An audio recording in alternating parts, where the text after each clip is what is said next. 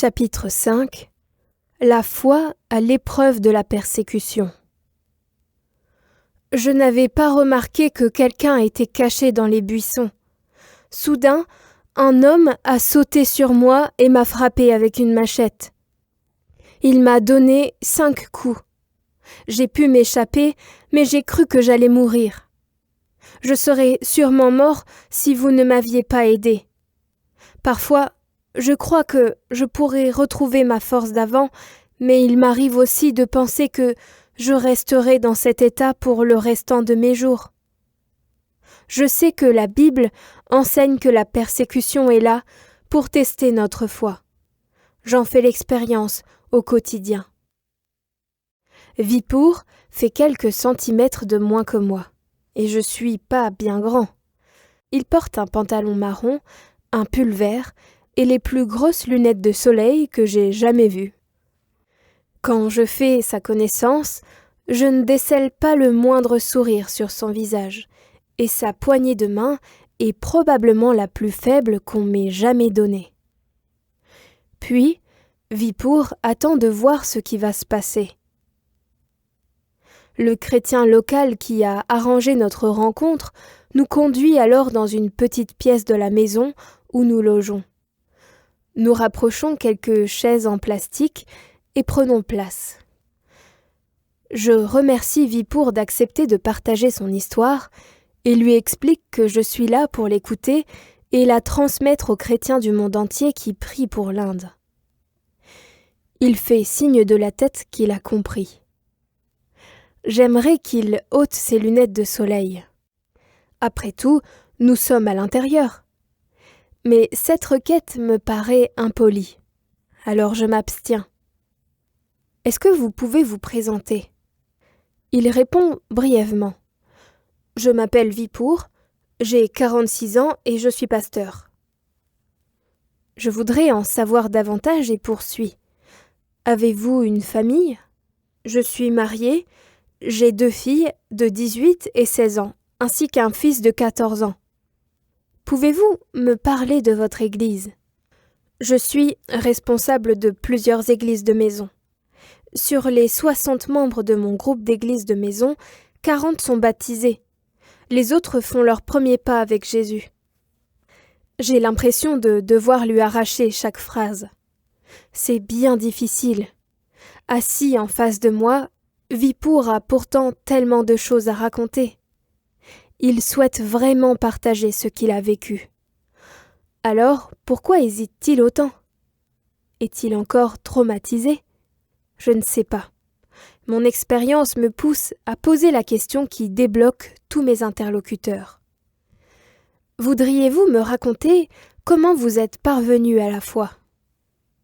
Il répond « oui » en hindi, puis s'installe bien droit sur sa chaise et se met à raconter. Je suis issu d'une famille hindoue et j'ai mené une vie de débauche. J'ai fait tout ce que la société interdisait. Ma femme était enceinte de notre seconde fille quand je suis tombée malade. J'ai consulté de nombreux médecins qui m'ont tous donné des conseils différents, me prescrivant de faire ceci et cela, sans succès. Alors, je suis allée voir des guérisseurs. Mais mes douleurs n'ont fait qu'augmenter. Il s'interrompt un instant pour permettre à l'interprète de traduire, puis reprend quand je lui fais signe. J'avais un ami que j'avais perdu de vue environ 1 an auparavant. Il traînait avec moi dehors et avait une mauvaise influence sur moi. Il s'était converti à Christ et avait quitté notre bande. Quand il a appris que j'étais malade, il est venu me rendre visite.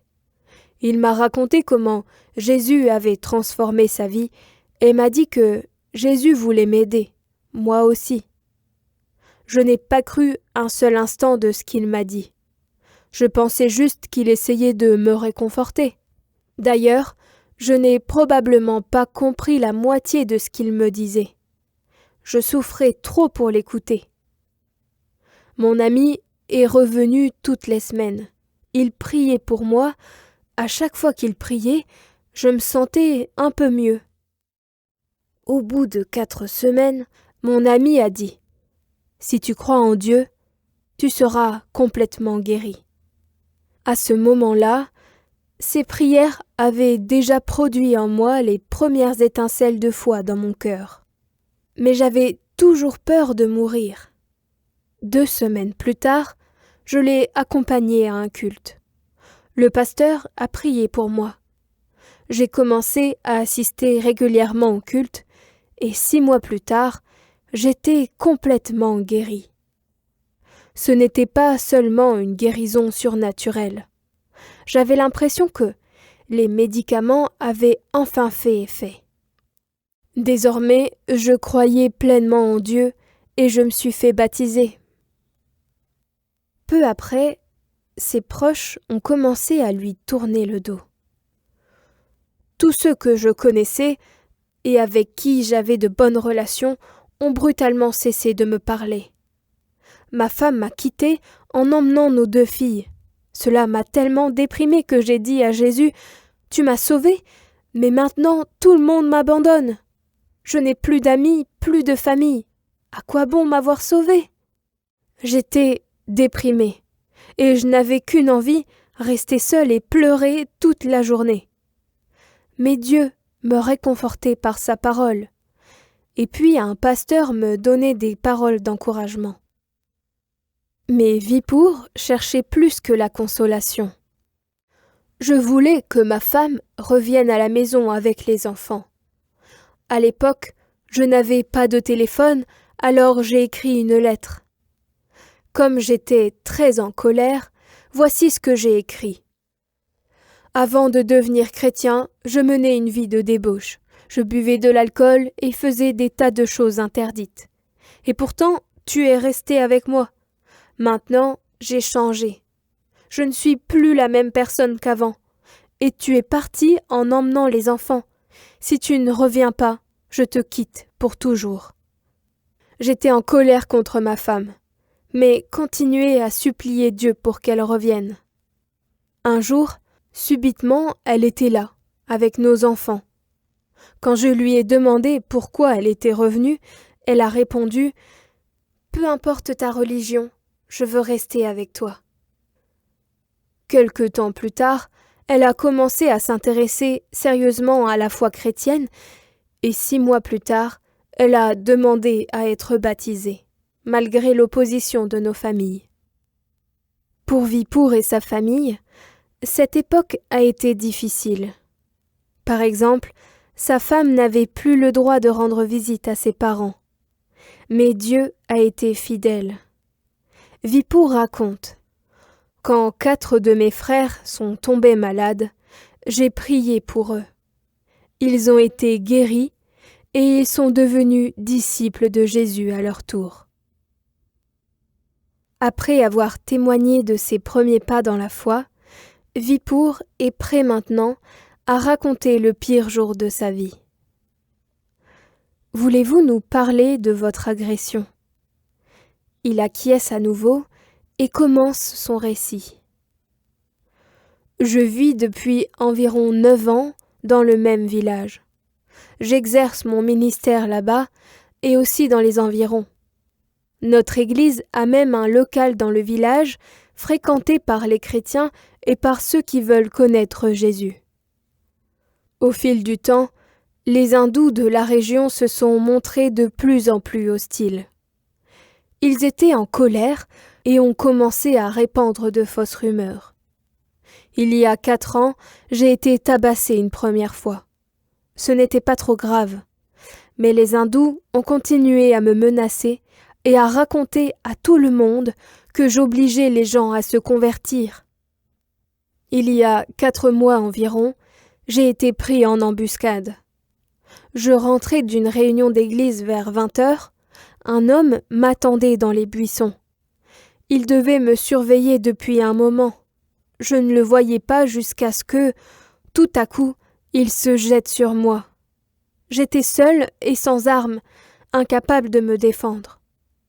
Il m'a frappé à coups de machette 1 fois, 2 fois, 3 fois, 4 fois, 5 fois. Finalement, j'ai réussi à m'enfuir jusqu'à chez moi. Ma femme et quelques amis m'ont conduit à l'hôpital le plus proche. Vipour avait perdu tellement de sang que tous craignaient pour sa vie. Les soins proposés par la clinique locale étaient très limités et les chances de survie de Vipour minimes. Heureusement, un autre chrétien partenaire de Portes Ouvertes avait entendu parler de l'agression et il a pu venir immédiatement. Il a emmené Vipour dans un plus grand hôpital et a réglé les frais médicaux. C'est grâce à son intervention que Vipour a pu survivre à l'agression. Si ce frère indien n'avait pas été là, souligne Vipour, et si je n'avais pas été soutenu par des frères et sœurs de l'étranger, je serais mort. Les églises où je travaille n'auraient plus eu de pasteur, ma femme aurait perdu son époux et mes enfants auraient grandi sans leur père. Mais le chemin de la guérison a été long. Je suis restée alitée pendant 3 mois, incapable de faire quoi que ce soit. Maintenant, je peux à nouveau marcher et bouger, mais je suis toujours très faible. J'ai toujours besoin que quelqu'un m'accompagne. J'ai perdu toute sensibilité au niveau du visage et je suis sourde d'une oreille. Mes yeux sont déshydratés et ultra sensibles à la lumière. C'est pour cela que je porte des lunettes de soleil très sombres. Je souffre aussi de problèmes respiratoires. Sur le plan spirituel, c'est très difficile à vivre. J'habite dans un village où des gens veulent ma mort. Incité par d'autres, un homme a même tenté de me tuer. Je sais exactement qui est cet homme. J'ai donné son identité à la police. Il a été arrêté, mais relâché peu après. Probablement protégé par des villageois influents. Parfois, je le crois sur la place du marché. Les gens me poussent à me venger puisqu'il a versé mon sang. Mais c'est Dieu notre juge. Je dois pardonner à cet homme. C'est vraiment difficile. Ma femme aussi veut se venger. Chaque fois que je le vois, je ressens une telle rage. C'est comme une explosion dans ma poitrine. Alors, je me souviens que Jésus nous a enseigné à pardonner. Ce n'est pas facile de pardonner à l'homme qui vous a presque tué.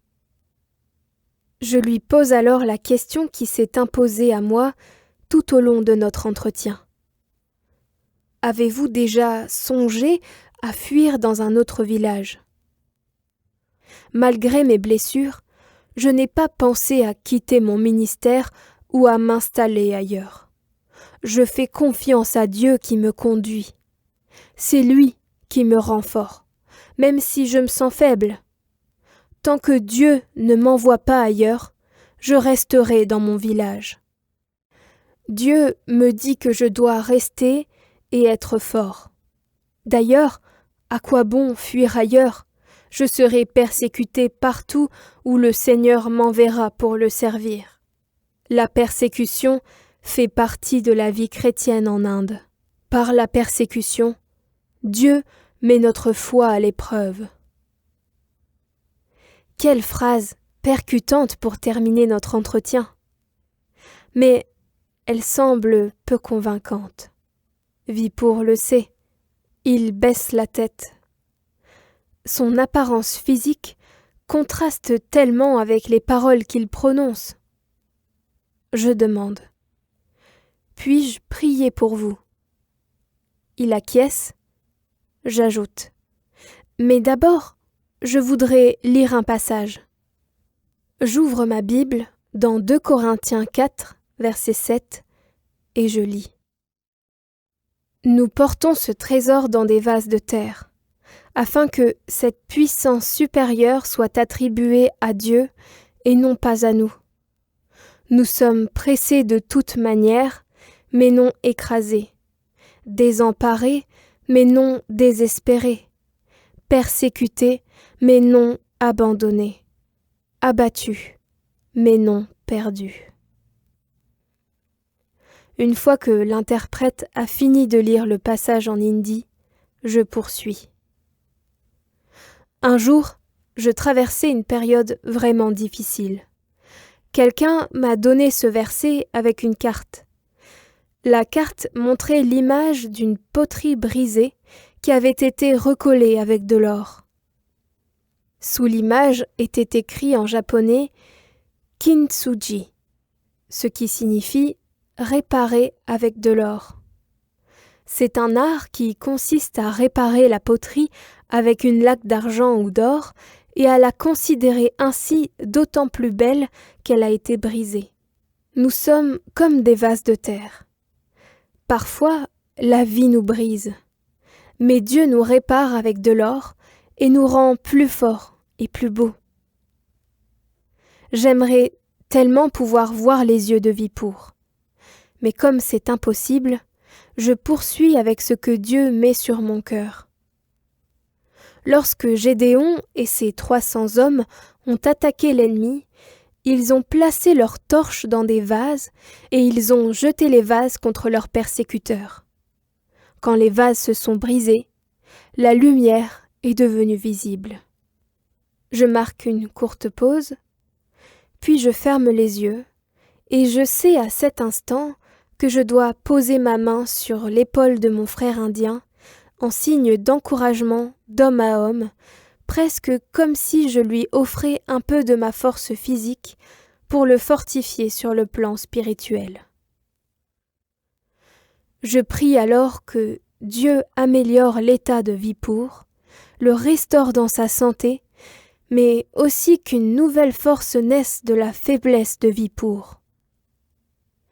Il me remercie pour ma prière, puis nous suit dans une autre pièce où nous l'interviewons brièvement devant la caméra. Lorsqu'il s'assoit et commence à répéter diverses choses qu'il a partagées avec moi auparavant, je remarque qu'il a changé. Il est assis bien droit, il ôte ses lunettes pour montrer les cicatrices laissées par la machette et il parle avec confiance de la manière dont Dieu met notre foi à l'épreuve par la persécution. Une image de poterie réparée avec de l'or, une courte prière et une main posée sur l'épaule, c'était tout ce que j'avais à lui offrir. Mais ça l'a transformé. Peu après, nous lui disons au revoir. Sur la route du retour, le partenaire de l'église locale me dit « Si nous avions su qu'il était toujours en si mauvais état, nous ne lui aurions pas demandé de venir. » « Mais c'était bien, dis-je, très bien même. Pour aller plus loin, voici le verset clé. Bien plus, nous nous glorifions même dans les tribulations, sachant que la tribulation produit la persévérance, une fidélité éprouvée, et la fidélité éprouvée, l'espérance. Or, l'espérance ne trompe pas, parce que l'amour de Dieu est répandu dans nos cœurs par le Saint-Esprit qui nous a été donné. Romains 5, versets 3 à 5. Je vous encourage à noter le verset clé pour pouvoir le méditer et écrire les questions pour y répondre plus facilement. Place aux questions. Première question. Quels sont, à votre avis, les aspects marquants de l'histoire de Vipour? Deuxième question.